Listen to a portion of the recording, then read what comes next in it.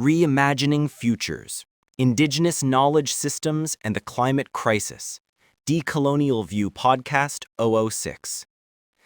What if the answer to our climate crisis isn't found in new technology, but in ancient wisdom? For centuries, indigenous communities around the world have lived in deep, reciprocal relationship with the earth, reading its rhythms, respecting its limits, and regenerating its gifts. But modernity, in its hunger for progress, called their ways primitive, unscientific, and obsolete.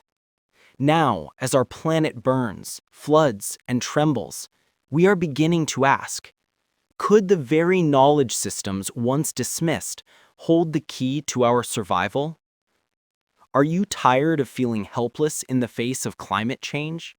This episode isn't about despair. It's about resilience, revival, and reimagination, about learning from the wisdom keepers who never forgot what balance means. Welcome to Decolonial View. Today's episode, Reimagining Futures, Indigenous Knowledge Systems and the Climate Crisis. Segment 1. The Failure of Modernity's Promise. Let's start here. For over 2 centuries, modernity promised mastery over nature. We were told that reason, science, and technology would free humanity from hunger, disease, and chaos.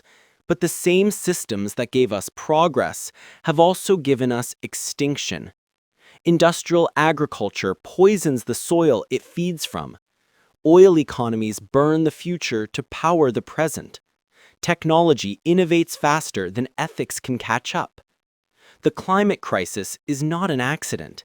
It's the logical outcome of a worldview that sees Earth as a resource, not a relative. This is what decolonial thinkers like Arturo Escobar call the crisis of modernity, a way of knowing and being that separates humans from nature, knowledge from spirituality, and science from ethics. The decolonial project, therefore, is not just political, it's cosmological. It asks us to rethink what it means to exist in relation to the world. Segment 2. What are Indigenous knowledge systems? Before we talk solutions, we must understand what we've ignored. Indigenous knowledge systems are contextual, collective, and relational. They emerge from generations of lived experience with specific ecosystems, forests, rivers, oceans, deserts. Systems that Western science often treats as data, but Indigenous thought sees as living relatives. These are not alternative knowledges. They are ancestral sciences, sustained through oral traditions, ceremonies, stories, and embodied practices. In the Andes, the Quechua concept of Aini expresses sacred reciprocity, giving back to the earth as she gives to us. In Aotearoa, New Zealand, Māori people speak of Wakapapa, the genealogical web linking all beings. In North America, the Haudenosaunee Confederacy holds the 7th generation principle. Every decision must serve the well-being of those yet to be born.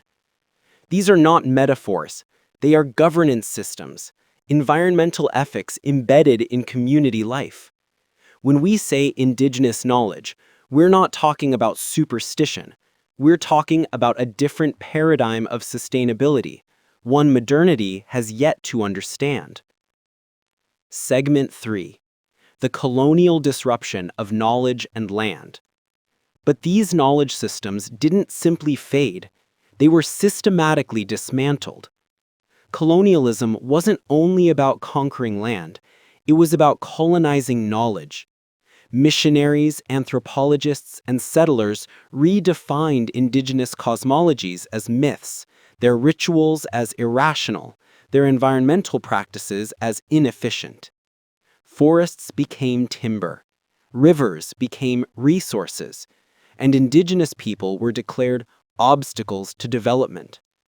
As Boaventura Sosa Santos writes,